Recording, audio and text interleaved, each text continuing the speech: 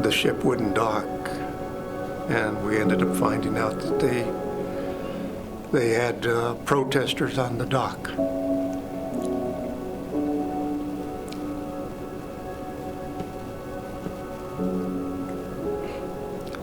They didn't want us home.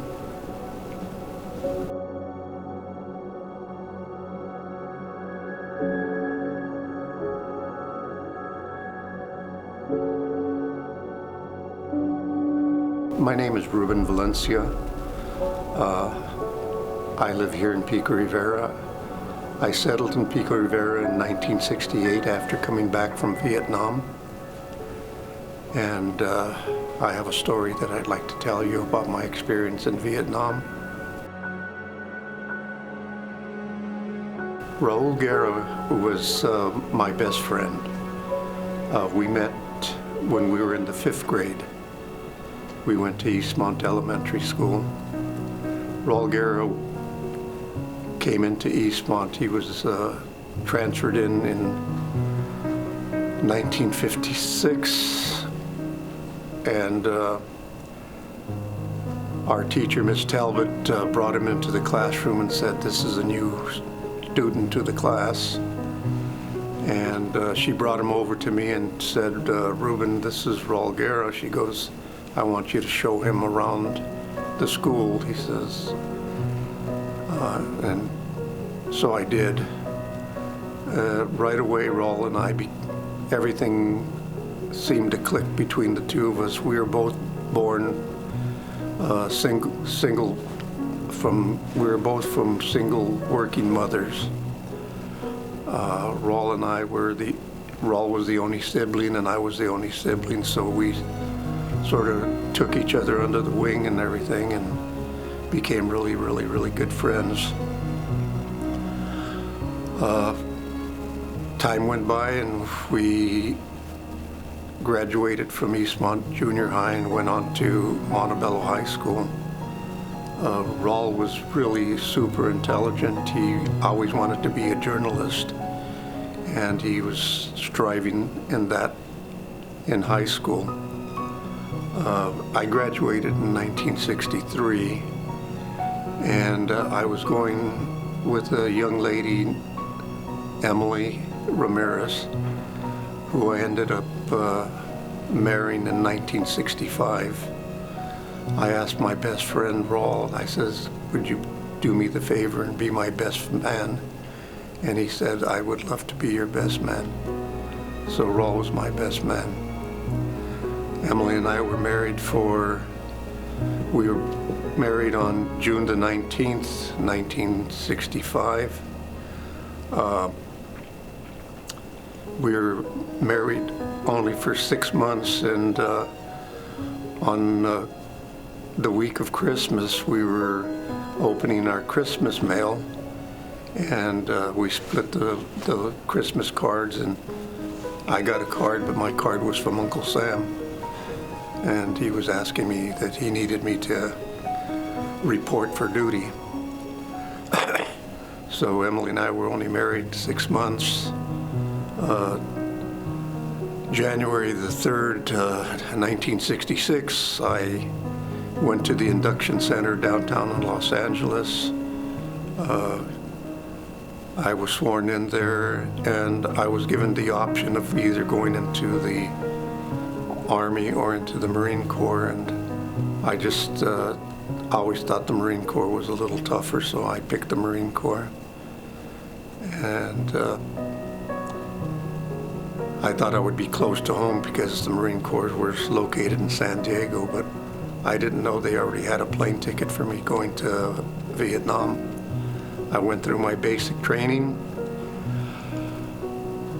and 3 months after my basic training, I was on a plane flying over to Okinawa to join up with my unit, which was 3rd Battalion, 5th Marines. I want to say around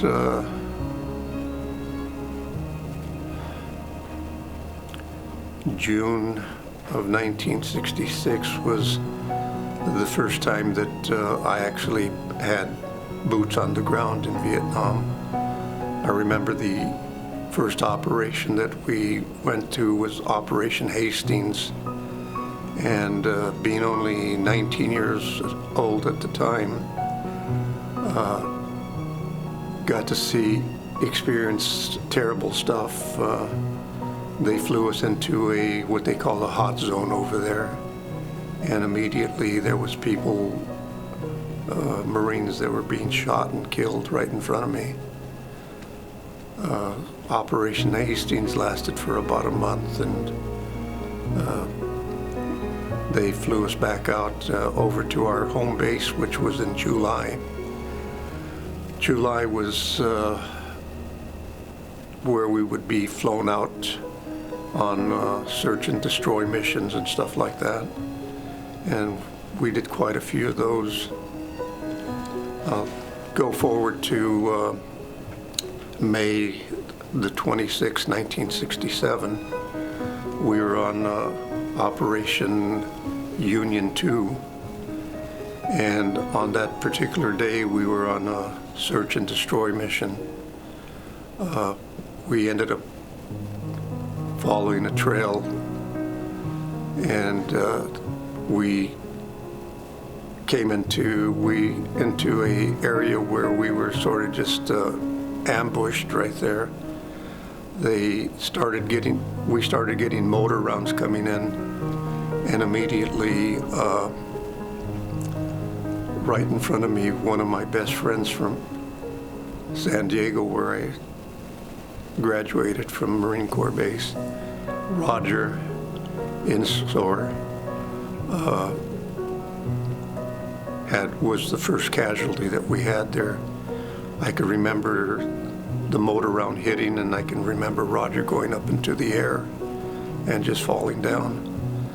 And not even just minutes later, the rounds still kept on coming.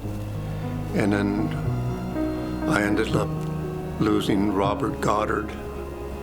Robert Goddard got hit also by one of the rounds that came in, and he was down too. I remember going over to them and pulling them to me and trying to find out if they were still alive or anything, but they were both already dead.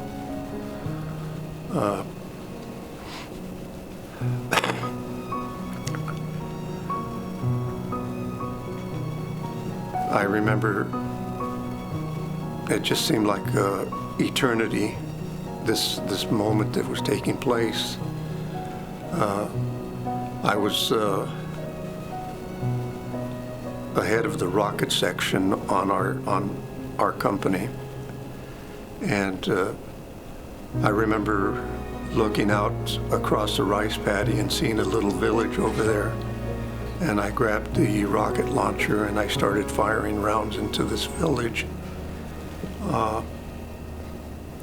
I fired every round that we had, and I don't know if they were coming from there or not, but right after that, we stopped receiving rounds coming into us. At that time, they started calling in for medevac, and helicopters started coming in, and we started loading our wounded and our dead.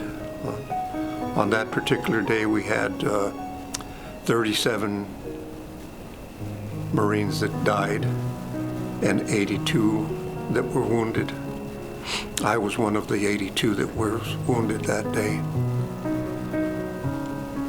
We started loading the helicopter and everything, and with the adrenaline going and everything, I actually didn't even know that I was wounded until the corpsman came up to me and told me, Corporal Valencia, you're wounded. And I didn't even know it. He said, we got to put you on the helicopter and get you out of here too. So from there, they flew me back to July to a medical station they had there, and from there they said they needed to get me over to a hospital ship which was called the USS Repose.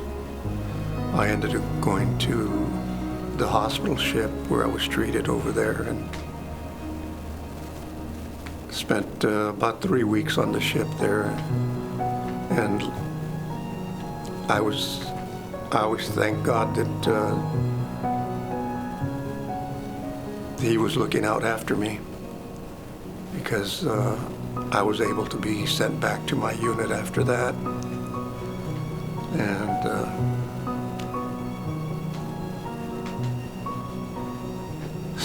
spent a few more operations that we did there.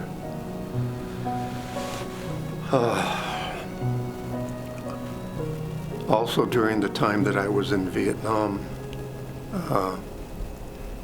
the Red Cross contacted me over there. I knew that when I left, I knew that my wife was pregnant. So they contacted me and to let me know that I was the father and that I had a son. So my son was born during the time that I was in Vietnam.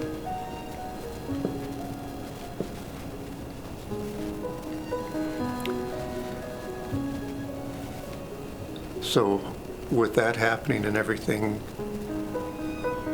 after a couple more operations, my gunnery sergeant told me, "Ruben, you're a short timer already. You only have less than 2 months to go, and you'll be going back home."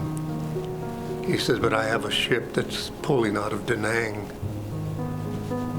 tomorrow, and if you would like to, I can put you on that ship." He says, "It's just going to take 30 days for you to get back home." I told him, "Gunny, go ahead and put me on the ship. I'll go home." So that was like in July of 1967 when I boarded the USS Walker and sailed back into San Diego.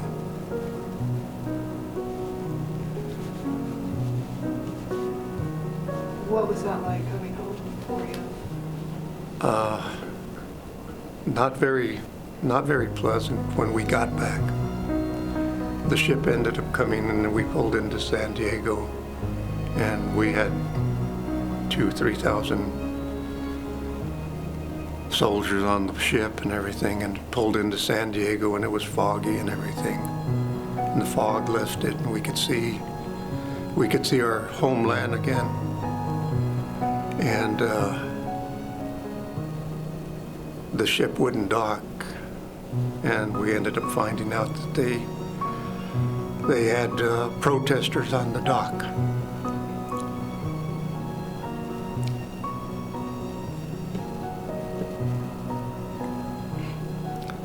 They didn't want us home.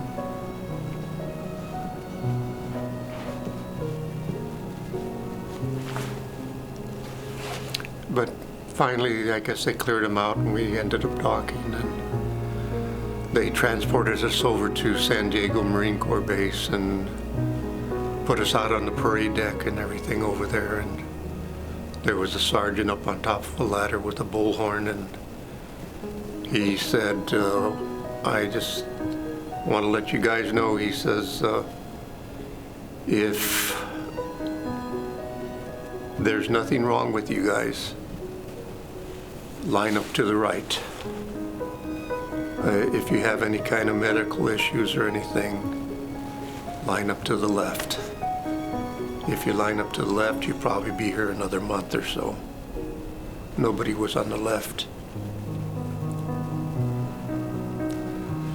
We all wanted to come home.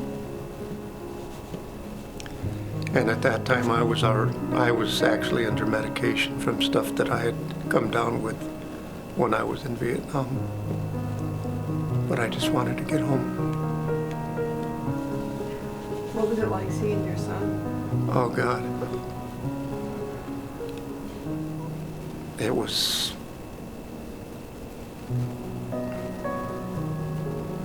unbelievable.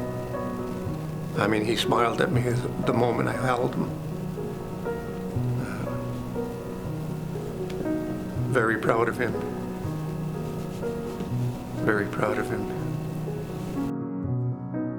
I think if you look at the worst war movie that you see, if you see, you know, open wounds and stuff, bleeding, I mean, I was just petrified, scared, but at the same time, like I said, I needed to react to what was going on around us and stuff. So, but it's seeing anybody die right in front of you, holding them in your arms and stuff, it's something that doesn't go away. You seem like you remember it as if it was yesterday. It was yesterday for me. Every day is yesterday for me.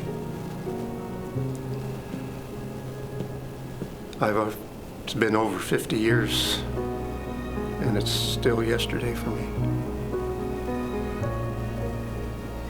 How was it for you in the days, weeks, and months after you came back? I know that they didn't have services, they didn't understand PTSD, they didn't understand the trauma that you guys went through. How did you get through that? Well, it was a little struggle. I remember coming back and getting, I had worked for Sears and Roebuck before I went over, and then I came back, and now that I had a son and everything, I was looking for a better job, so I got a chance to go to work for a food giant grocery warehouse, which paid a lot more, and it was a union job and everything. But it was even difficult then because I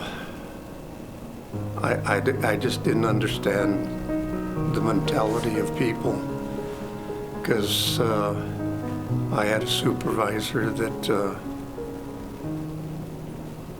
sort of seemed like he was angry that I had served, that I was in Vietnam. He would, I always remember the comment that he made. He says, "You think Vietnam was bad? It's harder working here." So that's why for 40 years I didn't tell anybody about my experiences in Vietnam.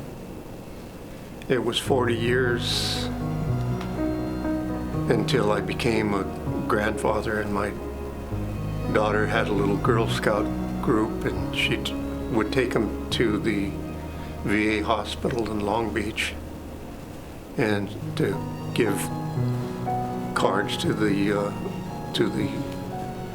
sick veterans that are in Long Beach over there. And my daughter ended up meeting a lady over there, and my daughter told the lady, she says, you know, my dad served in Vietnam, but he's never talked to us about it.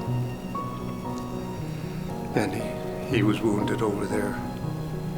And the lady told my daughter, "You bring your father down here. He needs help." So it took me almost 40 years to finally go seek help. And that was like in 2005 or something like that, was the first time I ended up going to the VA hospital and everything. And what I'm talking and expressing to you people right now, I couldn't have said it to anybody back then. Everything was inside me. How'd that make you feel after you pretty much released all these emotions? It's been helping. You know, this is an ongoing thing for me. I actually still, on a weekly basis, I go to the VA hospital. With a group of post-traumatic stress veterans, and I'm with a special group. It's a Vietnam group, and we're all combat veterans. So we're able to relate to each other, and we sort of help each other out a lot to get over the nightmares. I mean, because we still have the nightmares. A lot of the veterans, you know, have struggled and everything. What happened with me is I was very fortunate after I left Food Giant. I went to work for a small company, distribution warehouse called Loyalty Warehouse. And the owner of the company took a liking to me and everything. My way of dealing with my post-traumatic stress and everything that I was having is that I became the manager to this warehouse. And I literally was working 7 days a week, 10 and 12 hours a day. And that's the only way I could cope with, because I didn't have to talk to nobody about anything. And my family benefited by it in one way, because I was able to give them everything that they needed. Maybe not have their father there. Like my daughter said, you know, I wouldn't talk to them about stuff, but they had everything that I could give them, and that was the only thing. And I worked for this company for 30 years and retired from this company, and nobody in that company ever knew that I had served in Vietnam. I just had a hurt in me. That's all that I had. And I think it finally came to when I finally retired with the company I was working right after that. See, that was my safety valve, was my work. So when I retired in 2000, it all came crashing on me, and I had a mental breakdown. And I ended up going to the hospital, and they put me into a mental place and my wife couldn't understand why this man that worked so hard and everything could have a breakdown.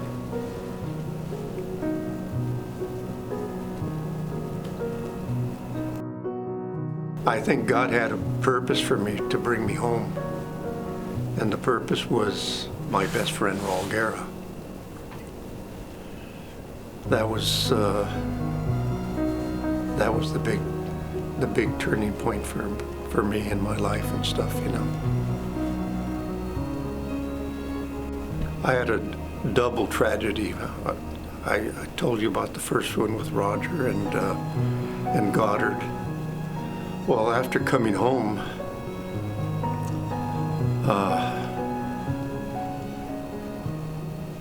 I got home in July. So in October, my best friend's mother, Margaret, calls me up, and she says, and this was October 7th, I believe, 1967.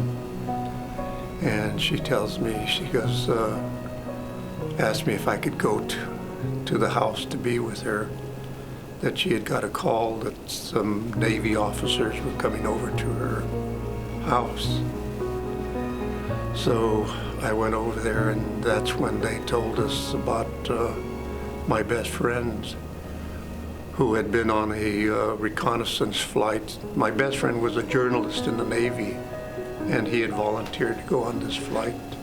He was actually hoping that he would be able to see me, but he didn't realize I was already on my way home. So the plane that he was on flew out of Da Nang, and they was never able to determine if the plane went down because of bad weather or if it was shot down. But it crashed into a mountain called Monkey Mountain just north of Da Nang over there. They sent helicopters over, and because of the tough terrain that they had there, they weren't able to get down to the wreckage or anything, but they determined that there was no survivors on the plane. 2007.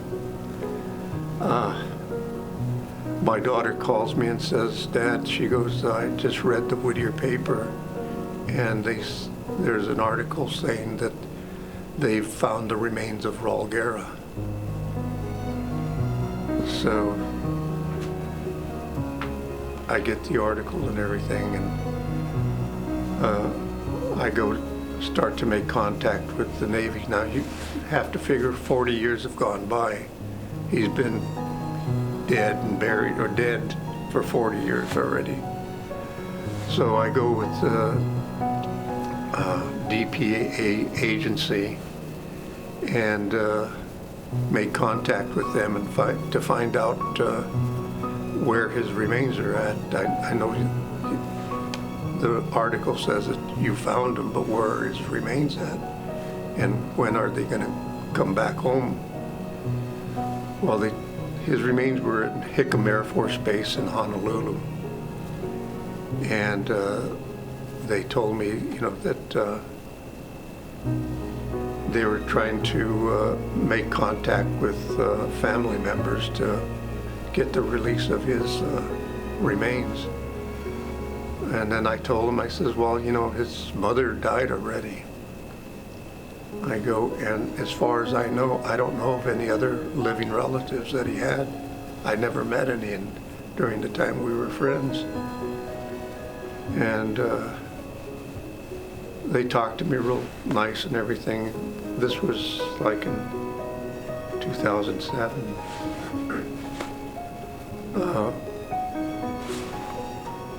So I would call them like every week and try to find out what's going on, and they would give me the upgrade, and they say, "Well, we're still looking, trying to find a living relative," and I kept on telling them, "You're not going to find anybody," and they ended up telling me that, well, if you go to the courts and get a court order making you responsible for his remains, we could send you his remains. So I did that. I went to the courts, and the judge was really wonderful because he listened to my story and he gave me authorization to. So I was happy, and I sent it to the Navy, and the Navy told me, "Okay, well, we're going to be working at getting him back to you." We've already moved from 2007 to 2016, and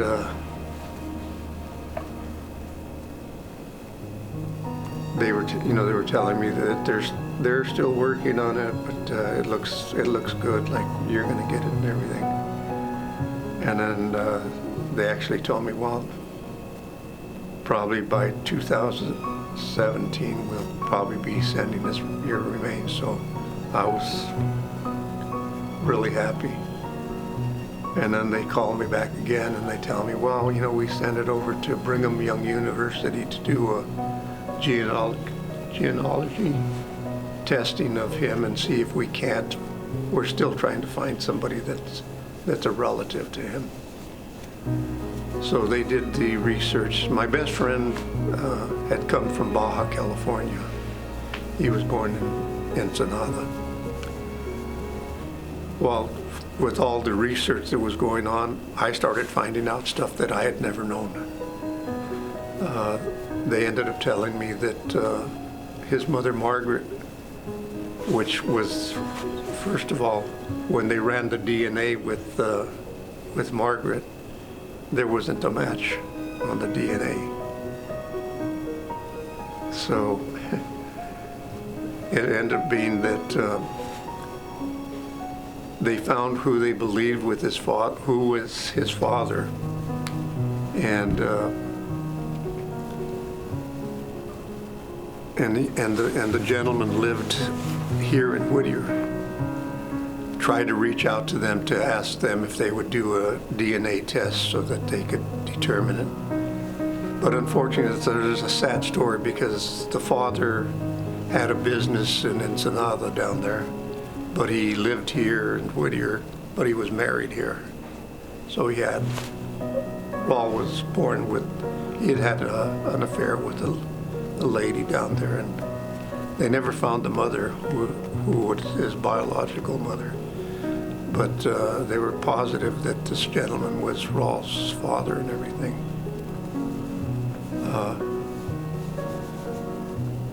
So they told me that they couldn't do anything until this family would, send them a DNA and stuff so they could move on with it.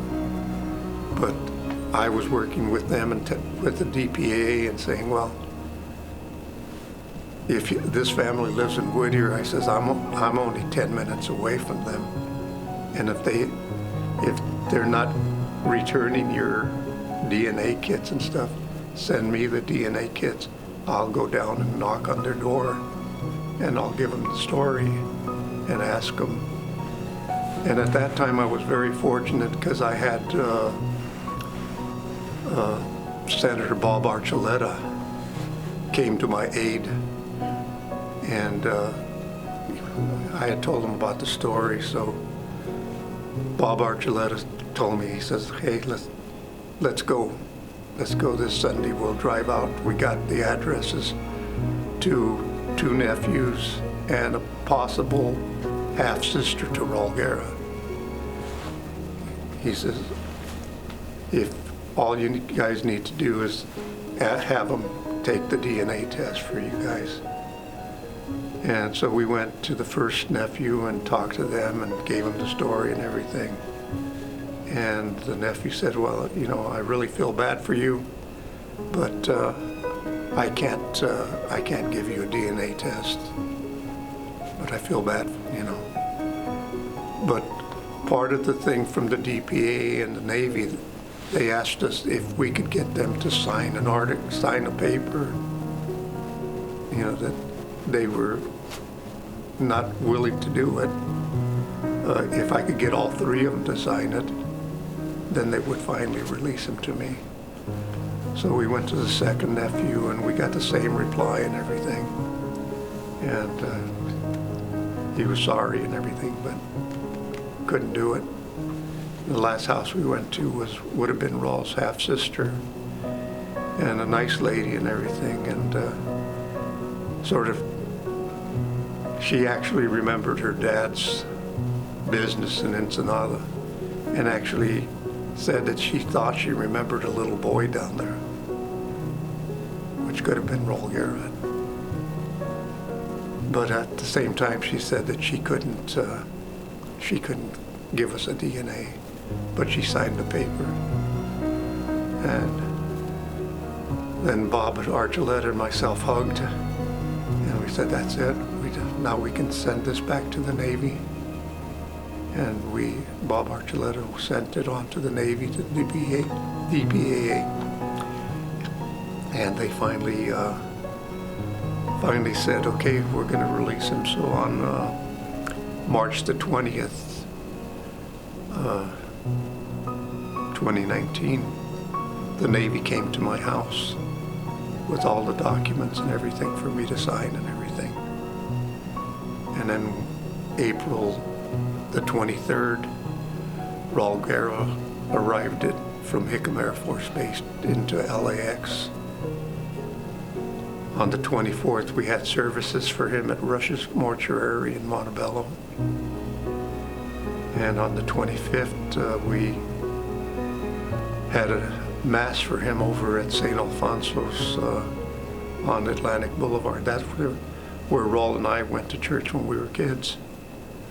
And from there, we took him down Whittier Boulevard and took him up to Rose Hills. And that's where he rests right now.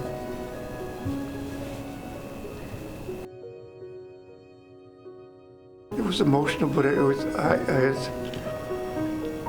I felt like it was emotional, but I was finally getting my friend home, finally getting him home.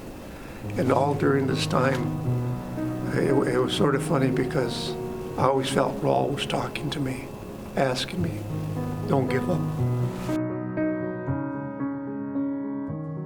There was a point where I just was getting frustrated. I mean, I was doing what I could do. I was lucky in 2018, I had 3 classmates from Montebello that knew Raul Guerra, and they made contact with me out of the blue sky and asked me how I was doing with Raul Guerra. And I go, well, you know, I've thought I was getting him, and then I'm not getting him. And I go, I just don't know where I'm at right now. And they said, well, can we form a little committee? We'd like to help you. So we formed a little committee bringing home Raul Guerra. And